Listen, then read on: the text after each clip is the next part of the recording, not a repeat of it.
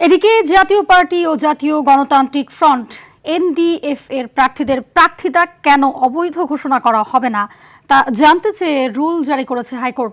আগামী 2 সপ্তাহের মধ্যে নির্বাচন কমিশনকে রুলের জবাব দিতে বলা হয়েছে। রিটের প্রাথমিক শুনানি শেষে বিচারপতি জাকির আল জলিলের নেতৃত্বাধীন হাইকোর্ট বেঞ্চ আজ এই রুল জারি করে। এর আগে গত 7 জানুয়ারি জাতীয় পার্টি ও জাতীয় গণতান্ত্রিক ফ্রন্টকে নির্বাচন থেকে বিরত রাখতে চেয়ে করা রিটের শুনানি 11 জানুয়ারি পর্যন্ত মুলতবি করে হাইকোর্ট। তার আগে আসন্ন নির্বাচনে জাতীয় পার্টি জিএম কাদের, জাতীয় পার্টি আনিসুল ইসলাম মাহমুদ ও জাতীয় গণতান্ত্রিক ফ্রন্ট এনডিএফ এর প্রার্থীদের অংশগ্রহণ থেকে বিরত রাখার নির্দেশনা চেয়ে রিট করা হয়।